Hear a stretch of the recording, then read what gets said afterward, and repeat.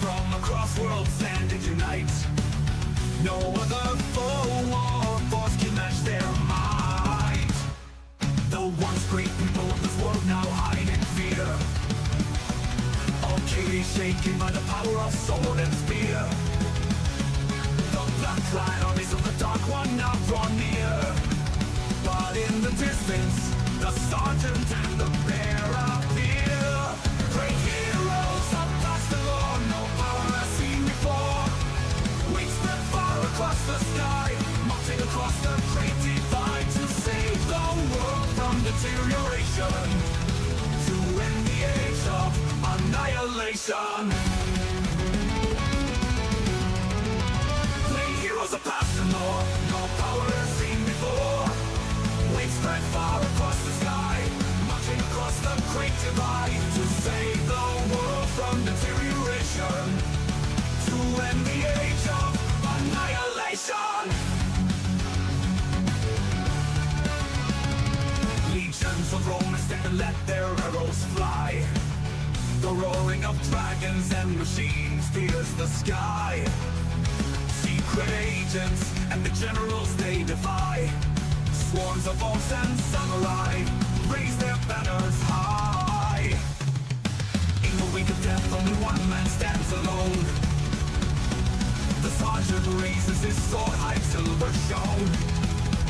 He condemns the chaos the war on his has sown. He stands longing for the day he may return home.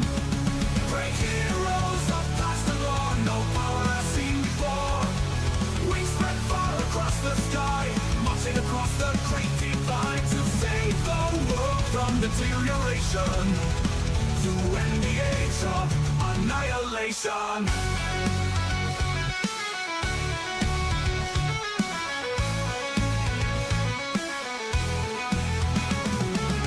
Until the war for the world springs is won, they will fight until they're undone.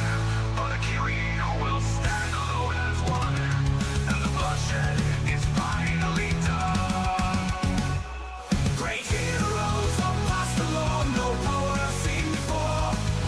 Wings spread far across the sky, marching across the great divide to save the world from deterioration, to end the age of annihilation.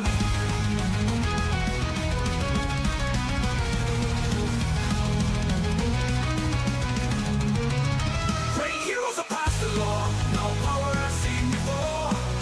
Wings spread far across the sky, marching across the great divide to save the world from deterioration, to end the age of annihilation, to end the age of annihilation,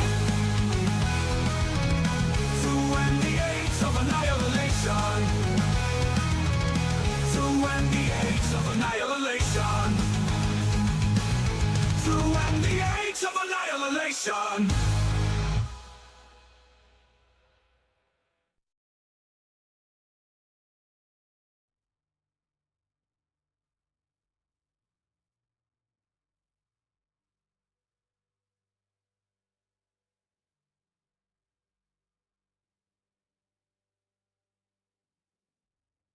Welcome to TOV Live. It is Valhalla time, and tonight, well, it's been a busy month, so we're finally going to be tackling this scenario that Renegade dropped at the beginning of this month.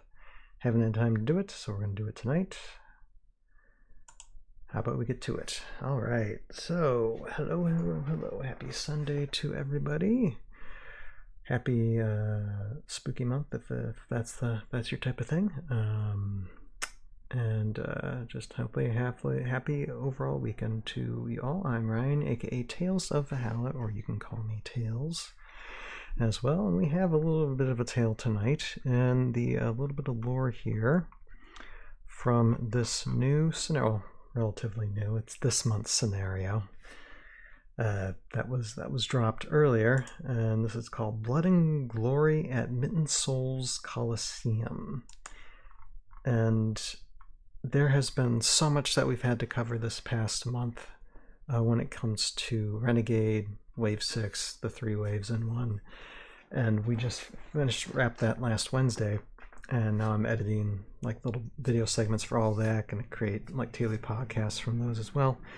And so I haven't had much time to really even consider looking at this, so finally tackling this tonight and going to read through this bit of lore. I browsed through it earlier this month, and you know, I guess I'll express my opinions in a minute, although I will say before starting out, this half Coliseum or portion Coliseum, kind of interesting. I like to do the full bit of the Coliseum, you know, just to create, okay, this is Utgar's Coliseum, like get enough lava, get enough just walls and stuff. That would be kind of interesting. I do like the setup, although very simple Coliseum, but when you have a lava Coliseum, you don't need anything too extravagant, I guess. Anyway, but we will discuss that in a moment. Right now, I guess what we'll do is hop into, because I don't plan to be on too long tonight, obviously. I'm just going to read this stuff, evaluate it, and be done. I'm going to hop onto it, I guess.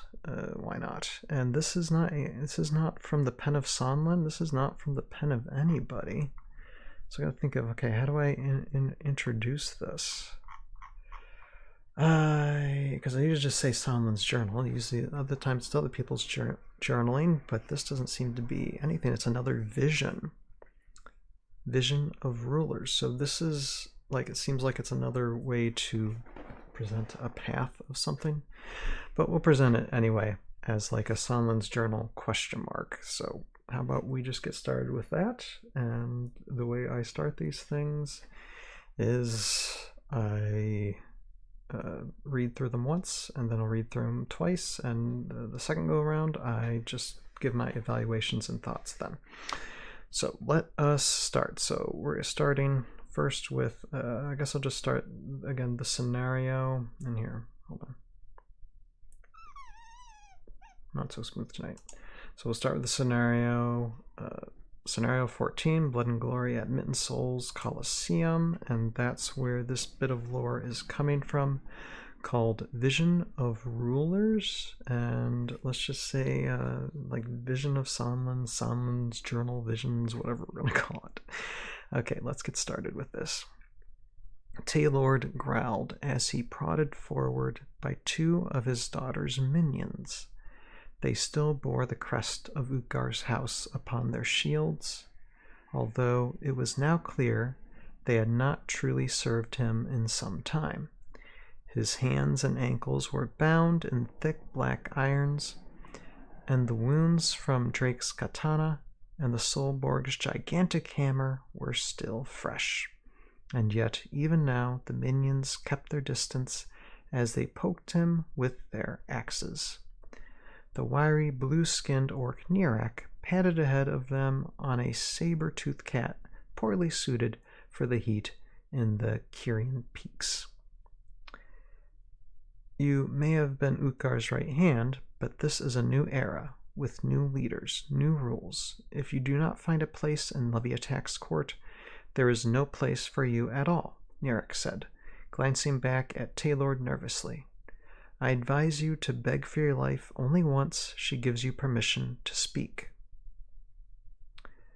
They came to a stop outside the gates of Utgar's fortress, and Taylord grimaced. He had been commanded to hold these selfsame gates against all intruders, to protect the poison and madden Lord Utgar within.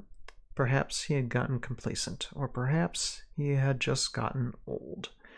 He could not blame the suddenness of the invasion, or the brutality and speed with which Leviatak and her allies had broken the palace guard. He could only blame himself for his failure, and Utgar paid the price. The gate swung open, Nirak beckoned him inside, and Taylord shuffled forward in his chains. The windows of the throne room had been shattered, and noxious winds from the lake of glowing lava beyond whistled through the broken glass. Raylan's massive manticore, Freya, paced across the lower steps of the chamber, snarling. He recognized the beast from the Coliseum, where she had killed dozens of gladiators before being drafted into service as Raylan's steed. And then there was Leviatak, sitting on Utgar's throne, her golden axe embedded in the stone beside it. At her shoulder stood Raylan, who might have struck him down with a look alone if she could. After all, he had killed her father himself. Or so he was told. For him, it had just been another cold spring day before all the Valkyrie had risen, when the legions of blue orcs under his command were unlike anything Valhalla had ever seen. When he was still a fighter in his prime, who believed in a glorious future that awaited the Kyrian clans under Utgar.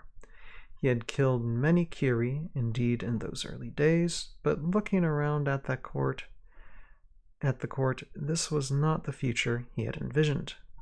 I would make a request, he grunted. You are in no position to request anything, said Leviatak. She turned her gaze to Nirak. Was he not warned about speaking out of line? He was, Nirak growled from the side of the chamber, baring his teeth. In a flash, Raylan alighted on the dais. The twisted tip of her spear pointed at Taylord's neck. He met her gaze coldly. No weapon the blacksmith Gerda had ever crafted was as deadly as her own daughter. Speak, she said.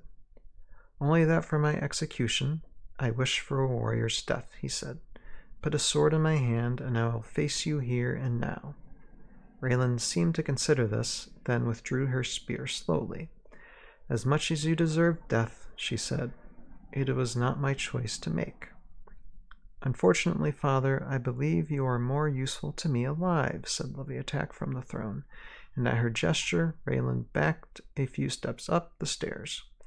Utgar sat in his castle and made master plans, but you were the one who truly led his armies. You understand the Kyrian clans and the off-worlders that are united under Utgar's banner like no other. And retaining control of Utgar's legions is crucial for all that Raylan and I are planning. I have summoned you here to make you an offer.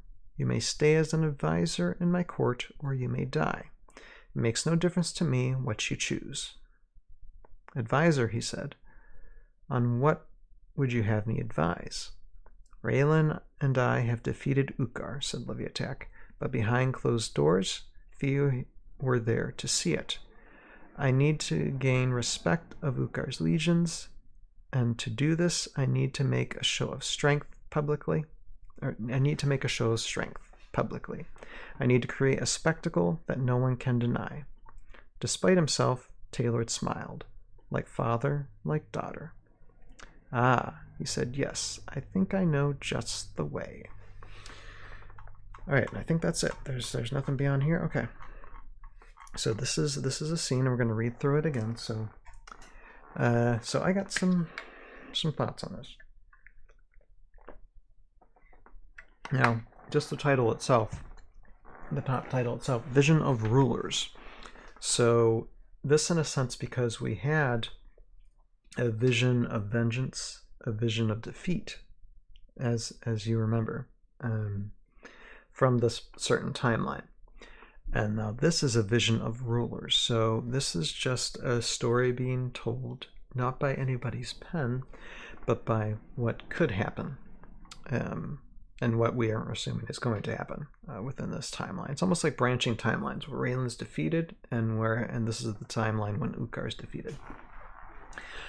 So let's just start reading through this again. So again, Vision of Rulers, get my thoughts on that. And Taylord growled as he prodded forward by two of his daughter's minions. So now we're seeing, now we're seeing a Taylord here coming into play. And Taylord's kind of used a little bit in the past scenarios with this storyline. So, okay, let's continue. They still bore the crest of Utgar's house upon their shields, although it was now clear they had not truly served him in some time. It's kind of cool that this reference, because I do have a Leviatak and minions of Utgar in the short that I made for Renegade earlier this year. So it's kind of cool that that's kind of played into this, that yes, minions would be following her and were with her for some time, especially when acquiring that bottle of poison that was needed to drive Utgar mad. So interesting play she did. His hands and ankles were bound in thick black, or his hands and ankles were bound in thick black irons, and the wounds from Drake's katana and the Solborg's gigantic hammer were still fresh. Now, when it comes to the lore, you know, it's easy to see. I mean, Taylor still being loyal to Utgar, and now as a prisoner, obviously, you know, Raylan, of course, doesn't trust him, would rather just execute him. And Leviatak, it's her own dad, it's her own father that is in chains and irons, but she probably knows him all too well to not have him be loose at the moment. And yet, even now, the minions kept their distance as they poked him with their axes. So he's older, because it's going to mention that in a second. But he still maintains, you know, as a Kiri, though not a Valkyrie, but a Kiri, that sense of power and strength and presence. The wiry blue-skinned orc Nirak, so I have a mention of Nirak here, patted ahead of them on a saber-toothed cat poorly suited for the heat of the Kyrian peaks. So Nirak's also mentioned. Hopefully we get like a new revised Nirak. That would be kind of fun, because Nirak is kind of difficult to get from classic Heroscape. I mean, I have one, but the Nirak figure, I have the saber-toothed cat, but I don't have the figure on top of it because I got it like via auction. I got the card, but I don't have the mini for it, or like the orc Nirak miniature for on top of it. It's really weird. Anyway, still works though. Poorly suited for the heat of Kyrian peaks. You may have been Utgar's right hand, but this is a new era with new leaders, new rules.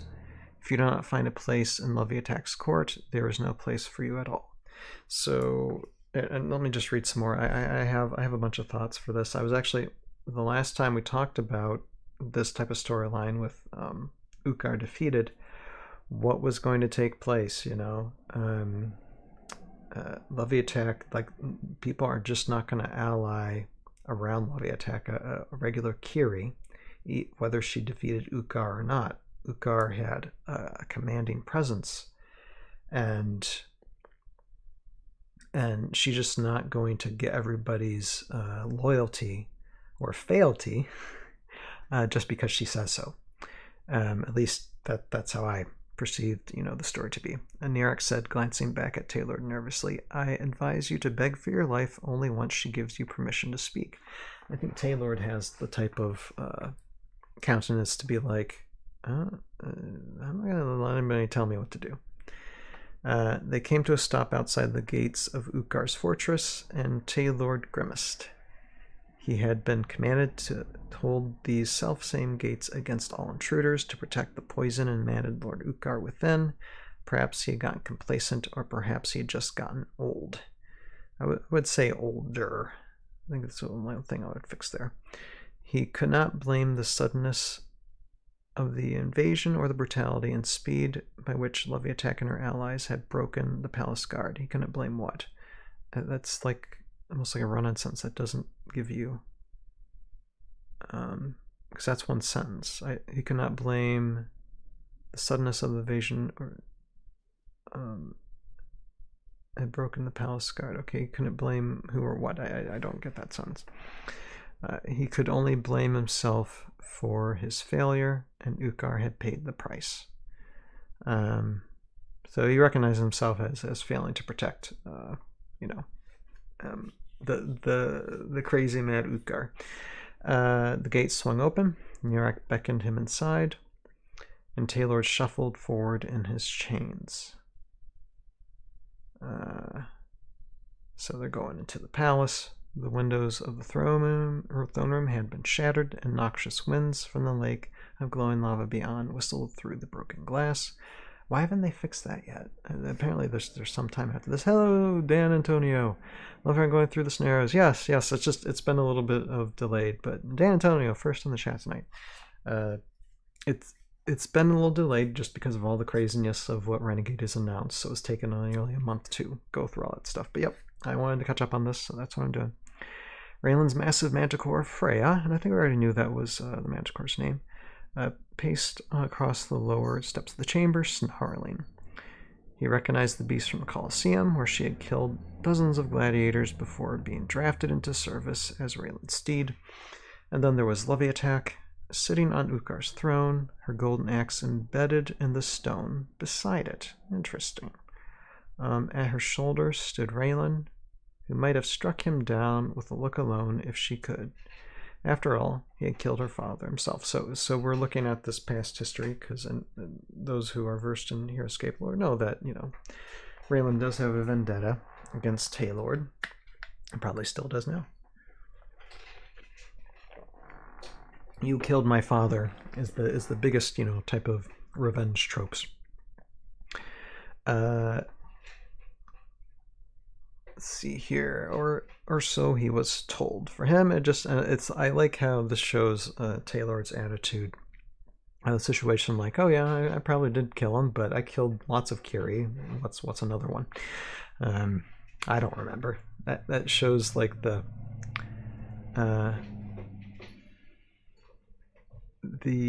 how would I put it? Like he just doesn't care, Good for a villain arc, I guess. Or so he was told. For him, it had been another cold spring day before all Valkyrie had risen, when the legions of blue orcs under his command were unlike anything Val had ever seen. When he was still a fighter in his prime who believed in a glorious future that awaited the Kyrian clans under Utgar. He had killed many Kiri, indeed, in those days, but looking around at the court, this was not the future he had envisioned. Probably not. I would make a request, he grunted. So he's not begging or anything, he's actually trying to get something. You are in no position to request anything, said Leviatak. She turned her gaze to Nirek. Was he not warned about speaking out of line? I guess that's speaking out of line. He was, Nirek growled from the side of the chamber, baring his teeth. In a flash, Raylan alighted on the dais. Okay, words confuse me. The twisted tip of her spear pointed at Taylor's neck. He met her gaze coldly. Yeah, see, he's not. Taylor's not intimidated. Not intimidated at all. No weapon the blacksmith Gerda had ever crafted was as deadly as her own daughter. So Gerda was a blacksmith. And I forget the name of Raylan's father, but that's interesting. Speak, she said. Only that from execution. I wish for a warrior's death, he said. Put a sword in my hand and I will face you here and now. So he's willing to fight against Raylan again after all this. Just, okay, fight me and just give me a weapon and let's just go at it. Usually a warrior's death, if you're facing an execution, you're already defeated. Usually a warrior's death means that it's just a clean, quick kill, not combating somebody. Maybe the Kyrie do things differently, I don't know. Raylan seemed to consider this, then withdrew her spear slowly. As much as you deserve death, she said, it is not my choice to make. Why not? What, okay. Leviatak gets authority because she defeated Utgar, but Raylan assisted in that, at the very least assisted in that defeat. So, and I imagine that's why Raylan is standing beside her now, because two are better than one in this scenario, but Raylan isn't exactly loyal to House Utgar. She's loyal to House Jandar, so why she's still there just confuses me a little bit.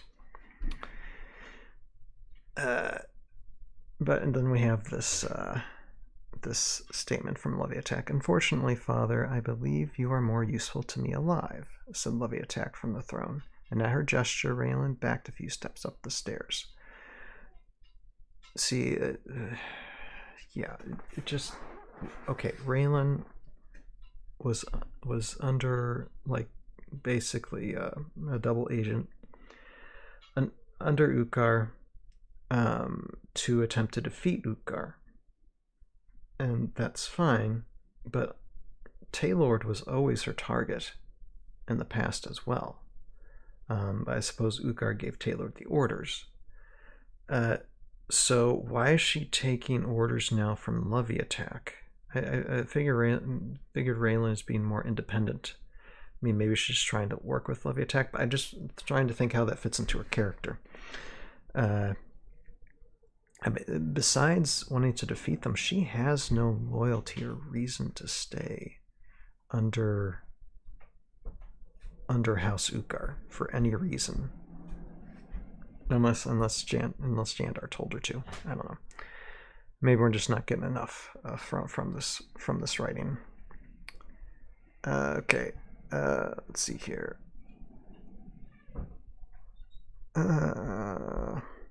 Ukkar sat in his castle and made master plans, but you were the one who truly led his armies. You understand the Kyrian clans and the Offworlders that are united under Ukkar's banner like no other.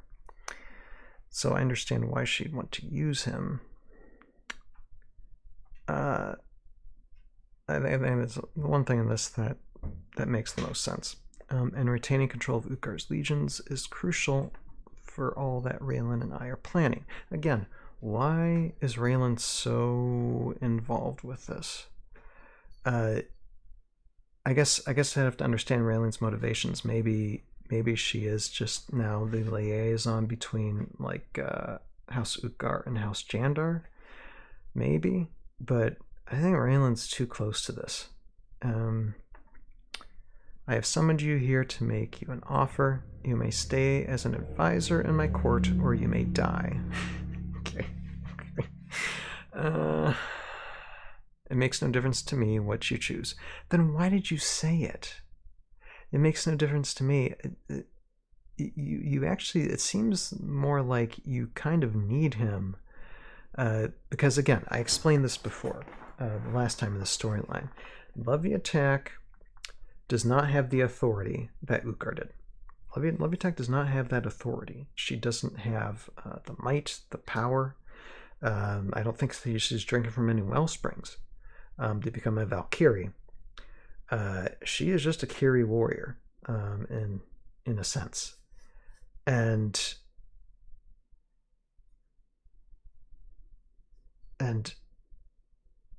you're not going to have House Ukkar or all the factions of Kyries within House Ukkar gonna unite behind her banner just because she says so. And so it makes no difference to me which you choose. Actually, it probably makes a big difference because Taylord is a huge reason why they all united under Ukkar in the first place. So yeah, you're trying to show like some position of strength, but I think Taylord probably been like, look, I don't care either way, but I think you need me more than you need to kill me. So yeah, that just seems like an empty. Makes no difference to me. Which, sorry, this feels empty to me. Advisor, he said, on what would you have me advise? Raylan and I defeated Ukkar. Now I'm going to take up this argument with Roguescaper again because me and Roguescaper had just a little bit of a spat. It was just a tiny one. You know, it's not like we're in a heavy argument or anything. But I know he mentioned last Sunday for the main TOV podcast episode that Ukkar was dead. Again, according from the last bit of scenario, I think it was a couple scenarios ago, where this, this happened, the fight against Ukkar, and then this one, there is no indication Ukkar's been defeated. I have not seen anything written that Ukkar's dead at all, and I'll stay in that position until I see something written different. He's defeated. He ain't dead. at least as far as these writings are concerned. Now, I thought I was going to read something in here tonight because it seemed like Roguescaper was pretty convinced that Ukar was dead, and so I'm like, okay, maybe he read something in this month's scenario to prove that fact. All it says is Raylan and I have defeated Ukar. That's the only thing that's referenced in Ukar. There's no reference in this writing indicating that Ukar is dead. So I'm going to still stand by my position that Ukar is defeated, maybe possibly heavily wounded within an inch of his life, but I don't think he's dead, based on what I've read so far.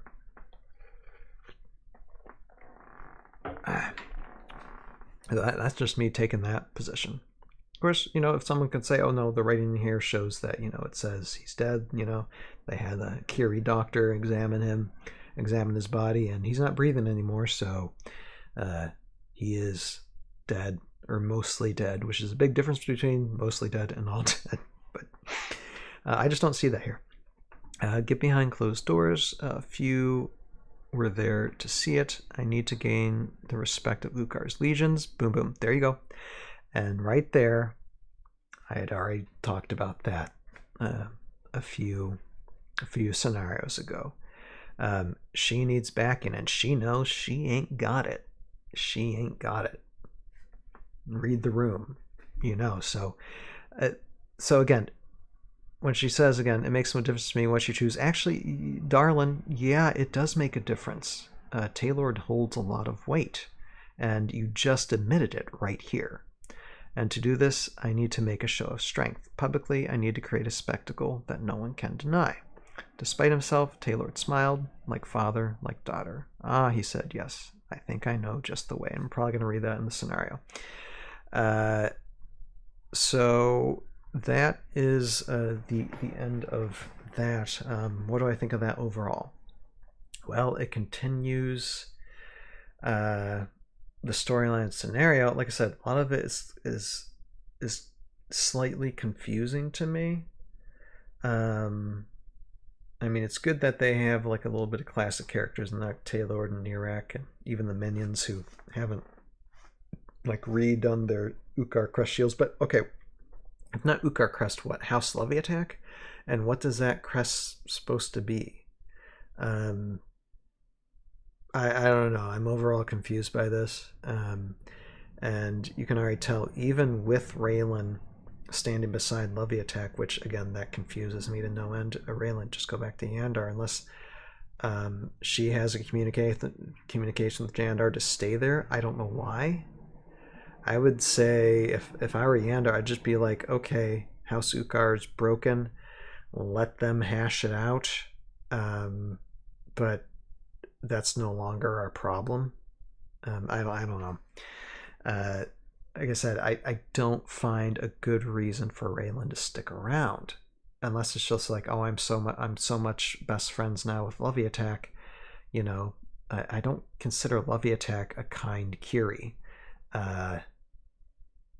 She is ruthless and violent, probably way more violent than Raylan is, as far as like maintaining an alliedship. I mean, yeah, remain allied because you want good relations now with each other, to try and bring House Ukar under more of an alliance with these allied people. But I don't know. It just gives me some like, okay, there's not enough information here for sure. But I guess we'll see what the scenario shows in a second. But yeah, that's taking a look at Sonlen's journal, whatever number it is, and question marks, actually, just a vision of rulers.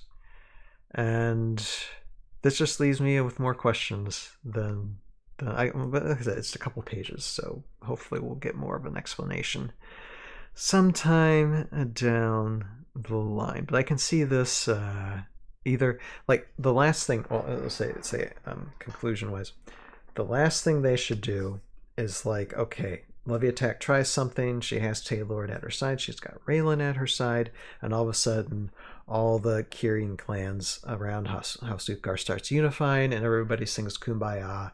And now we join with Jandar, even though we're kind of like an anti-hero type situation now. I don't know. Just the whole story of the way of how Uthgar was defeated, and it's like, okay, Raylan allies with it. It's never sat well with me. But it is. I mean, I got an opinion at the same time. Renegade can do whatever they want when it comes to their storyline. That's fine. All I can do is either like it or not like it or be mixed with it. And I just say I'm just a bit more mixed with it. So I guess we'll see what happens, hopefully, in future scenarios. But sometime Uthgar's got to come back. Uthgar's got to come back sometime. And I think that might give Leviathan a greater arc if Uthgar a greater arc. If Uthgar comes back, somehow he's even stronger now than before. He's got his right mind, and he now defeats Leviathan, and Leviathan has got to be like exiled to Jandar or wherever. That would be fun turnaround sometime in the future, but we'll see. We'll see what happens. Anyway, that's me making a prediction. I might not be right, but sometimes I am. So yeah, that's taking a look at this one, Vision of Rulers, in this Vision Quest journaling. Okay. Now, let's look into this one. So now this is called Blood and Glory. So it's just called Blood and Glory. Blood and Glory. Here. Okay, Blood and Glory at Mitonsoul's Coliseum. But they didn't want to write that whole title, so they just wrote Blood and Glory. Okay. So look at this. Online Scenario 14. Marker tracks. Let's look at the map first, which I do like quite a bit.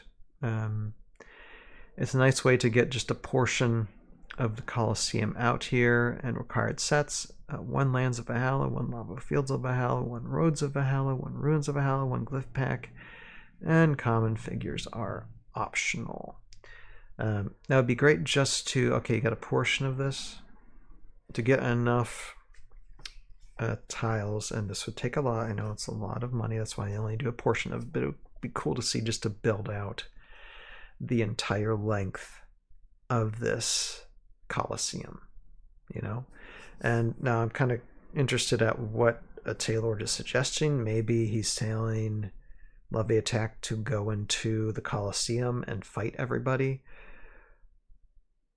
I honestly don't think that's the best idea. If that's the case, that's a great way of Leviathan getting yourself killed. But that's just me. So, but I do like this Coliseum a bit. You know, it's let's see here. How many levels does this build have? Okay, only 4. No. Sorry, 10. Wait. Level 1, level 2, level 3, level 4, level 5, and level... Okay, that confuses me a little bit. But maybe because you're doing something high up there. Okay. Oh, because, yeah, you're putting that up there. Okay. It's really cool, though. What I would do with this is get a bunch more tiles and just build the whole thing instead of a portion. But for the sake of, you know, people probably not be able to afford that much, we have a portion of it, which is nice. It's a nice visual thing. And let's read this. High in the volcanic crags of the Kyrian Mountains, there is a stone arena said to have been crafted by Mitonsoul herself. It has served as a place for rites of passage for generations of Bleakwood's tribes.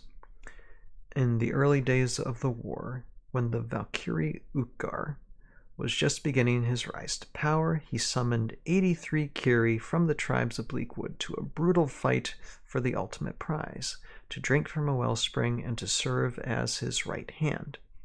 2 days of bloodshed later, the only Kyrie warrior Taylor was left standing, and so Uthgar's general was chosen. This is possibly the most brutal legend that stemmed from the place until today. Okay, and Hexala, hey, how you doing, Hexala? Probably Adam. Personally, okay if they close the door on Uthgar. Uthgar seemed like evil for evil's sake, and that's not a great story in my opinion. True, we didn't really know his motivations. Although, I mean, control, I guess. But my point is, and it really doesn't matter to me, if Renegade wants to kill him and say he's dead, then say it. That's my point. All we hear that's written in these scenario bits is that he's defeated. There's no, in these scenarios, there's nothing clearly written that he's dead. There's just reference to his defeat, and so yeah, there's nothing definite certain yet. So that's my only argument. Does it matter to me? It really doesn't matter to me either way. Although I think killing him is, personally, I think it's a big mistake, because that is one of the original classic villains, and you need a good reason to remove a chief character like that from it. But that's just my opinion. I can say it. That's why I love talking about it, because it really doesn't matter. So yeah, that's what I think about it. But I don't mind fighting any people on it. But anyway, so this is an interesting look on how Uthgar had Taylord rise to potential power, and I really like I said, I really like this little bit of Coliseum. That's a nice design for this map. Let me go over here. So scenario, online scenario 14, it just takes a lot of maps. It still takes a lot of map boxes. Whew. But on the scenario 14, Blood and Glory. All right. So you see, you got a bench starting zone, bench starting zone, bench starting zone, bench starting zone. Multiple players setup scenario, which is probably a lot of fun if you're playing in a Coliseum. Thousands of Uthgar's followers have received the message. Uthgar has been vanquished again. Vanquished. Okay, let me look that up real quick. I'm just going to Google the word vanquished. What does that mean? It doesn't say. I don't know if it means dead. If it means dead, okay, then I'll be fine. But let's see here. Let me see. Let me just see real quick. Okay, vanquish. What does it mean to be vanquished? Okay, just overcome or defeated in battle or in a conflict or contest. It doesn't mean dead. So again, I'm still going to maintain the stance that Uthgar is alive. Probably heavily defeated or mostly dead, but definitely alive. Anyway, okay, Uthgar has been vanquished, and Levy attack of the spined armor aims to take his place. I'm glad they're leaving this up in like the fact that she hasn't yet. She has invited anyone from his legions who would dare face her in open combat to meet. Okay, this is where again. Why? You're not as strong as Uthgar. You're probably not even as strong as Taylord, your father. But Taylor suggests, oh yeah, just go in an arena with a bunch of people and you know let them try to kill you, so you can maintain a strong presence in here. If I was vying for power, if I just defeated the biggest bad out of everybody, and then his closest advisor said, oh yeah, just go in this arena and face all the strong people, and if you don't die from that, then you're sad. I'd be like, hell no. I'm sorry, it just doesn't. Maybe it makes sense to Akiri. It doesn't make sense to me. She has invited anyone from his legions who would dare face her in open combat to meet at the Coliseum, where her father Taylord once made his name, with deadly stakes. The winner of this battle would be crowned new leader of Uthgar's empire. Although there are many who believe, but that's not how Uthgar did it. That's the thing. That's how Taylord did it. Taylord to become second in command, but that's not how Uthgar did it. Although there are many who believe they can triumph through strength or cunning and hope to crush Leviatak for her treason against Uthgar, there are thousands more who have come to only watch fresh blood spilled upon arena's sands and to cheer for the contender they believe most reflects Uthgar's own brutality. I'm just gonna stance. Okay, Ukar's not dead, and this is a terrible idea. This is, okay. This is the only. This is something that just came into my head. Maybe, and all of a sudden now I'm arguing against myself with it. But let me just state what I'm thinking here. Maybe Leviatchak is trying not to go the way that Ukar was doing it. Because look, if I was in Leviatchak's position, I would do every underhanded, deeded thing. Like if people were going up against me, I would just eliminate. I wouldn't even bring them in my presence. I'd be like, okay, sending out my little assassins to destroy or eliminate anybody whom I might think stand in my way, and then by fear, have everyone unite with me. Because, like I said, I don't consider Leviatchak a good character, like in any sense of the word. She's like a brutal character. So that being said, maybe Leviatchak is not trying to go the way that Ukar would go, and trying to find a different way to unite these clans under her leadership. But then at the same time, then she wouldn't be doing it this way either, though, because even though it's different, it's not what Ukar did. It's still things that he did to bring up his. I'm sorry, it confuses. It's just like I don't understand this train of logic. I don't. It's destroying me. Oh my goodness. Although there are many who believe they can. Okay, I already read this. Okay. My brain's hurting. I need a drink. Hold on. Give me a second. I'm really happy that there's not many people that watching or listening to me tonight, because I probably make no sense and I'm just ranting because I don't get it. Look, it makes for a cool scenario. I mean, personally, like when it comes to story, I'm like, oh yeah, leave Leviatchak, of course, because Leviatchak is going to ultimately survive and be the strongest warrior that there ever was. Obviously, no one's going to be able to match her, because probably Raylan's just going to go in there and help her out as well. So, you know, I don't know. Anyway, goal: be the last fighter standing, or the fighter who's earned the most favor with the audience by the end of round 4. Now that's an interesting. Okay, let's get rid of story. Not talking about story anymore. We're talking about this particular scenario and how it plays. And that's actually like, okay, who's earned the most favor with the audience by the end of round 4. Interesting. So how does that play about? Set up, place the glyphs of Aaron and Wanak power side up where shown. Oh, we're going to have Wanak in here. Oh. Oh my. Okay.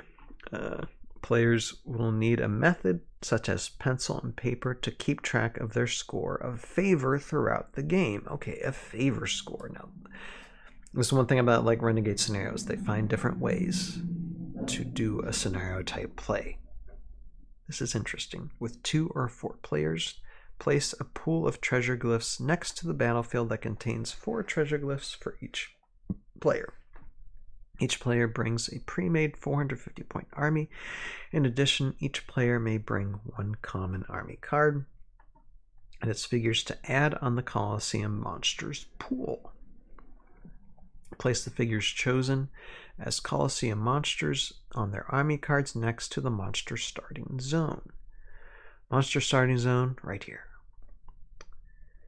Before placing figures on the battlefield, each player rolls a 20-sided die, beginning with the highest roller, passing to the left. Players take turns choosing treasure glyphs from the pool until all treasure glyphs have been distributed.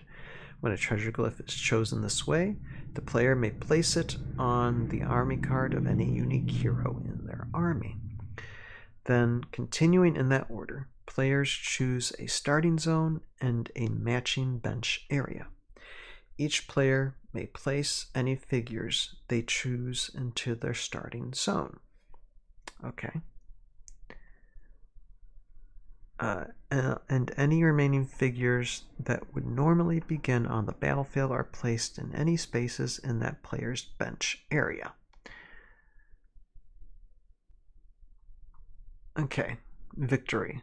When only one player's figures remain in the marked arena area, ignoring Coliseum monsters, that player wins the game.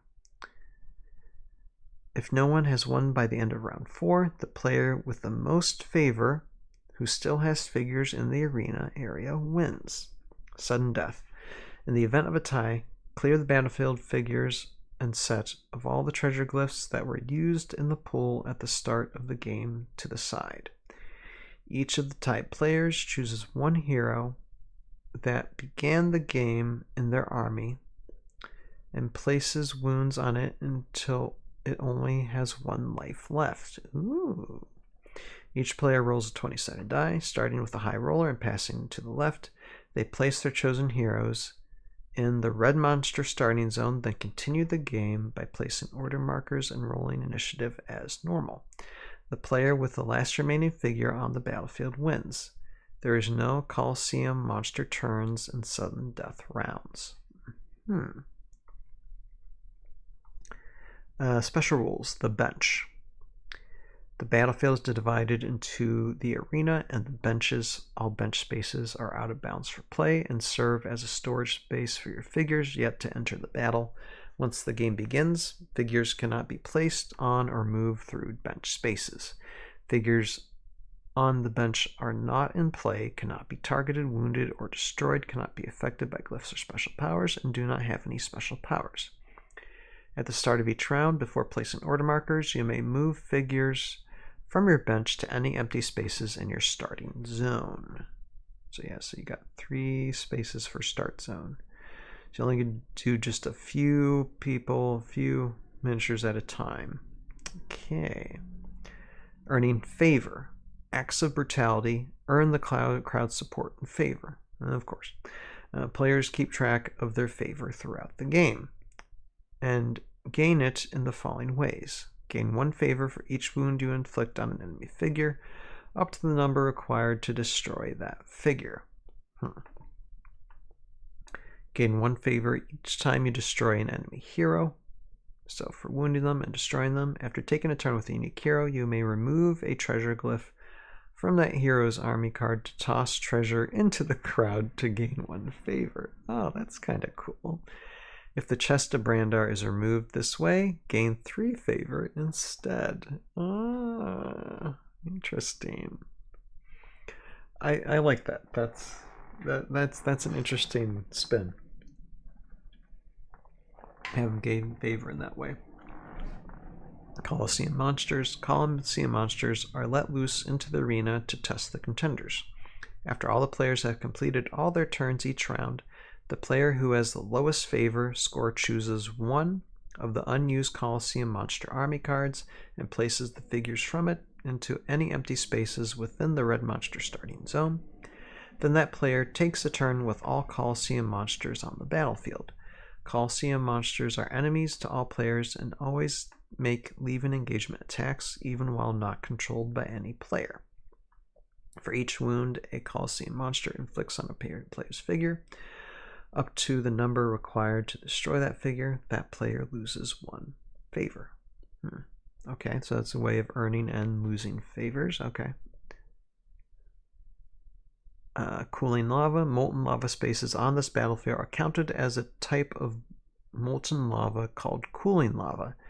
Each time a figure enters a cooling lava space, it suffers 1 wound. If a figure starts its turn on a cooling lava space, roll 1 attack die. If the result is a skull, the figure suffers 1 wound. So you're not killed instantly by the molten lava spaces on these things. Okay. Let's see here, go back. With 5 to 8 players, they're just thinking like a lot of fun. And like, I think they build like, okay, we need to know how, so you just put 2 of these maps together basically, and you create your whole Coliseum. There you go. This scenario can support up to 8 players by using 2 of each set instead of 1. With 5 to 8 players, build this battlefield twice and connect them as shown. Boom. Up to 2 Coliseum monster army cards enter the battlefield each round. one in each monster starting zone. That just seems like a fun time. Like, okay, I might have some things when it comes to the lore itself, but this scenario is badass. I love it. I love it. Wow. Great bit of scenario there. And it's a way you build the map, so where you can build 2 of these and then just put the 2 halves together, and there you go. You got the whole Coliseum. That's nice. Nice. Like it. What else can I say about this? Yeah, this is just a great scenario to bring anybody in, whatever, you know, Heroscape miniatures you want to bring in. If you got a big collection, you know, people can share stuff around. You got your big monsters, whether it's dragons, krugs, anything really, can bring. I don't think it's this specific on what monsters you need to bring in on this. Yeah. And just have fun with it. I wonder if you can even bring like unit squads. I love the 8-player support, says Hexal. Yeah, I love it because you can combine just 2 maps together, and boom, there you go. You have a party. Now you got to purchase a lot of terrain packs, of course, for it, but it's still it's out there. It's a great idea. I like how that idea is, for sure. And again, it's a great map too. I really like this. This is possibly one, if I have the material to use for like certain aspects of Tales of Valhalla. If maybe sometime down the road, you might have our heroes in Tales of Valhalla journey to this area of Valhalla where they got to pass through Mitonsoul's Coliseum, even though right now it's like deadly silent. I know there's one Coliseum there I have to get to, but it might be cool if they travel to another sometime, and it's this one. Oh my goodness, wouldn't that be fun to write that? So yeah, no, I really like this. It's another great creative way. It's like when it comes to like Renegade creating scenarios, they certainly have not lost their creativity on developing these things. Now, I'd say one thing though, like they're getting bigger and badder and stuff, but it would be great if starting out sometime, if every once in a while we get scenarios that are maybe a little bit smaller, just because not everybody can get this much stuff, and sometimes these scenarios, especially lately, these scenarios have been huge.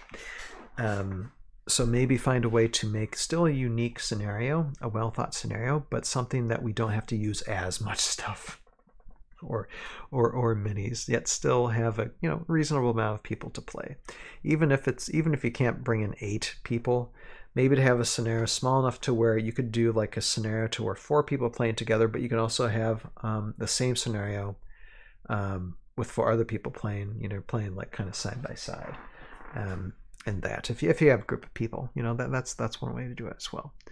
But I guess I'd end this by saying that's taking a look at Mitonsoul's Coliseum. We've been hearing about this Coliseum, now we get to see it.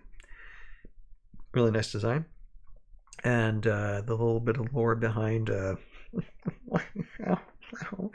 how Leviatac's gonna get her leadership. I don't know. I think it's a terrible idea, but this is the story of the line they're doing, so gotta accept it. But the scenario itself, it seems like a lot of fun. Blood and glory, love it, at Mitonsoul's Coliseum. So that's taking a look at that. Perhaps there might be a way to do this come EscapeCon next year. Who knows? We'll see.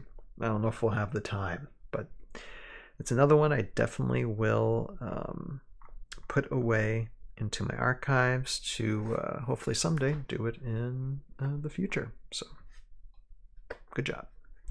All right, so that is taking a look at all that, and I guess I can say I'm wrapped for a stream tonight.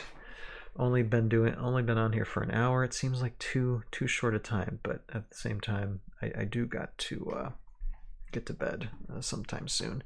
A lot of these long, like 2-3 hour streams this month have worn me out. Hexalis says, I think we'll get battle box scenarios when Joe comes in. G.I. Joe? Oh, yeah. Battle box scenarios for sure. And, you know, I really like, I played like the, was it the Battle for the Wellspring battle box? I believe it was the scenario. Kinda. At Gen Con, at least that was the game they were playing in the Renegade Heroscape booth, or not introductory. It was not a test. I'm trying to think the right word. But I played around at that with Lee's husband, and that was a lot of fun to do that. That game, it just involves a couple of miniatures, and you're still having fun playing it. So even with that little battle box, you know, you can have fun playing with those minis coming in. So yeah, I think we need some smaller battle box scenarios. It's going to be fun what they're going to show with G.I. Joe. Now, will they? Now, again, they didn't say G.I. Joe was going to replace these, so they'll probably have battle box scenarios for G.I. Joe. But I don't think they're going to have those scenarios in like this mainline scenarios that they show every month. Or they could. Who knows? They could have something to where it's like, okay, G.I. Joe comes in Valhalla, and now we're going to create a scenario on that. But that might be with like the big, with like all the G.I. Joe characters, and again, it might be something that's huge and expansive. But we'll see. We'll see what happens next year. Anywho, see all y'all are filing in, but I do have to get going. So, what am I going to be doing this Wednesday? I don't know. I got to think about it. I know within the next week or two, I got to do a premiere of Tales of Valhalla Season 2 because I already have all that joined up. I probably do a painting stream sometime too. I don't know, I have to think about it. It's just, things have been nuts. I'm actually preparing in the next 2 weeks to do some more animating. So I'm still tearing down what I animated a few weeks ago, earlier this month, because that was a big set that I built. And I haven't been able to tear it down until today, practically. It's like I don't have much time to do things. I'm trying to write scripts and ideas for what I'm going to be animating in 2 weeks, and I have to build this thing. It takes a lot of time to prepare for this stuff. It really does. So I got to put some of this stuff away. I just can't leave it stacked up tonight because my cats will start rubbing against it and they'll be crashing everywhere. So anyway, I got a lot of stuff to plan out. So, depending on where I'm at, I'm probably not going to be doing the premiere for Season 2, like the re-edited Season 2, this Wednesday. It might be like this coming Sunday or next Sunday. I'll have to think about it. But I want to invite some people and have some people on, so I got to give people a little bit of a break. So, we'll see where that goes. So yeah, this Wednesday stream, it might be just a light conversational thing. We'll see. And then there's like little mini videos from this past month that I gotta start giving out too. So we'll see what we do tonight. Hi, Derek. Hello, Derek. Goodbye, Derek. I'm about to sign off.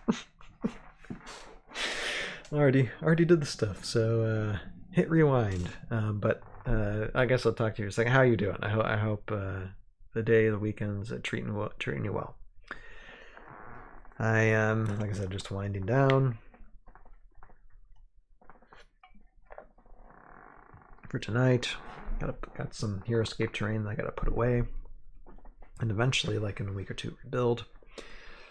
And yeah, that's the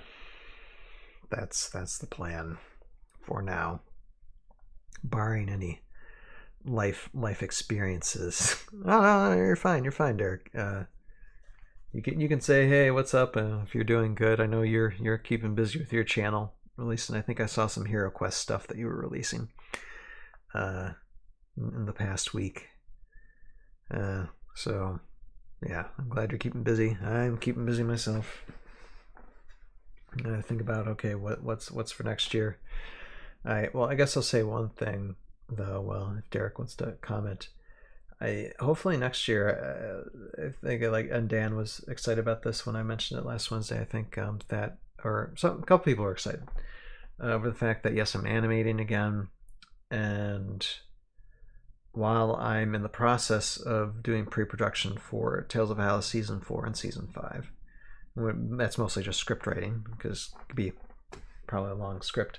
I am going to do a short little series called The Adventures of... Derek says, I'm doing well, thank you. Hope you are too. Yeah, I'm here. Actually, this Tuesday is me and my wife's 16-year wedding anniversary. So, and we've been, doing some remembering and celebrating throughout this month. But yeah, it is this Tuesday.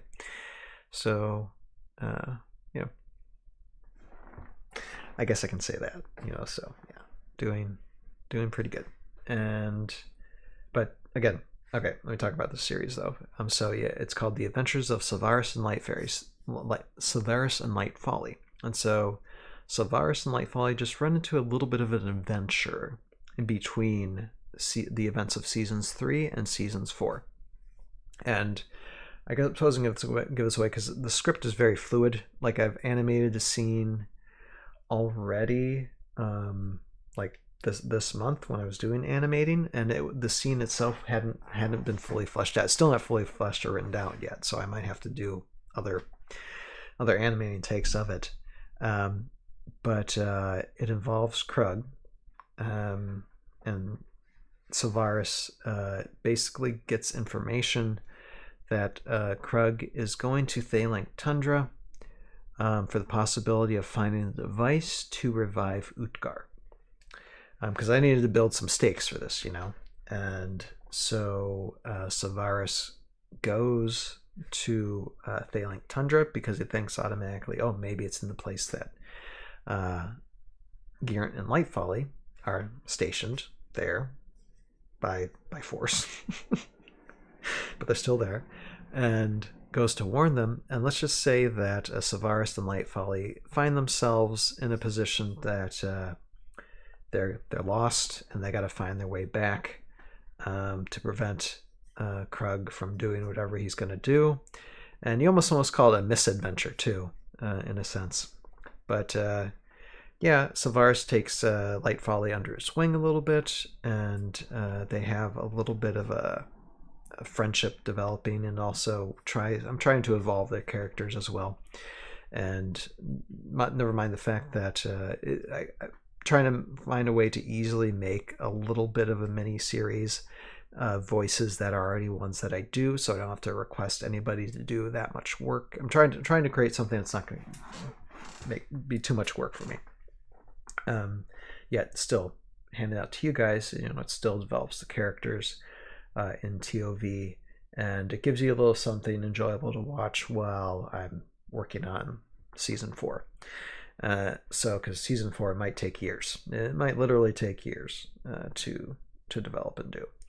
So yeah, I got this in mind, and I'm starting to animate for it and write for it, and I'm just trying to keep it simple. I'm trying to keep the episodes just really short to do, because I don't want it to take forever to post up. So stay tuned for that. We'll see if we can get it next year. And I say next year, it might take all next year to do. So I don't know, but I'm planning. I'm trying my hardest. Anyway, thank you, Derek, and I guess I will then bid all of you a good night. Thank you, Dan, Hexala, Derek, for commenting, and all of you who are watching. Please like, share, subscribe.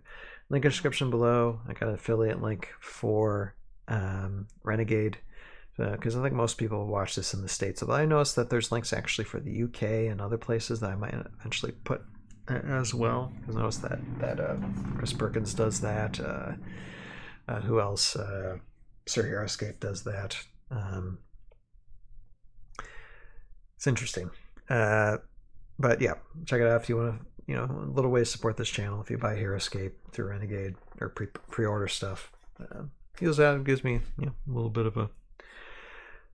of help to do these animating things, because it is not cheap and it is very time consuming. So, but I do thank everybody for supporting, even if it's like, share, subscribes, or the views, or the watch time. It's all appreciated, and also for the members and the Patreon supporters. Appreciate y'all.